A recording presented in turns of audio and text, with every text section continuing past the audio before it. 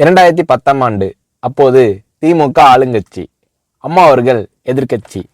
ஒரு பெரிய மிரட்டல் விடுத்து அம்மா அவர்களுக்கு எதிராக மதுரை மாவட்டத்தில் பல இடங்களில் போஸ்டர் ஒட்டியிருந்தார்கள்.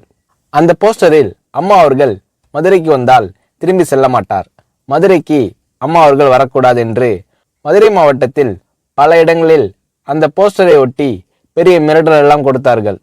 அதேபோல் ஜெயா டிவிக்கும் மிரட்டல் தொலைபேசிகள், மிரட்டல் கடிதங்கள் வந்து கொண்டிருந்தது.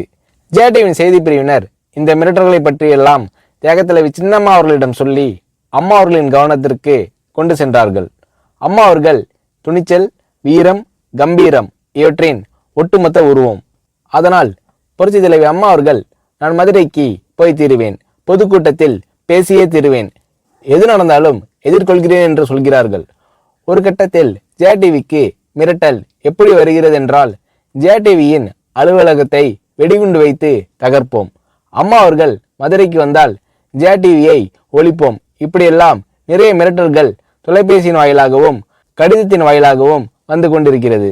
இந்த மிரட்டல்களை எல்லாம் கடந்து அம்மா அவர்கள் மதுரைக்கு சென்று பிரம்மாண்டமான பொதுக்கூட்டத்தில் லட்சக்கணக்கான மக்கள் மத்தியில் எழுச்சி உரையாற்றும் போது, ஒரு எதிர்க்கட்சியின் தலைவி என்ற முறையில் என்னை நீங்கள் மிரட்டுங்கள், ஒரு எதிர்க்கட்சியினை நான் நடத்துகிறேன் என்பதற்காக கழகத்தை மிரட்டுங்கள், ஜெயா டிவியை எதற்காக மிரட்டுகிறீர்கள், ஜெயா டிவியின் அலுவலகத்தை நீங்கள் தகர்ப்பீர்களா, ஜெயா டிவியை நீங்கள் ஒழித்து கட்டிவிடுவீர்களா, பார்க்கலாமா, ஜெயா டிவியை ஒழித்து கட்டிவிட்டால் என்னுடைய அரசியல் குரலை ஒழித்து விடலாம் என்று கனவு காணுகிறீர்களா?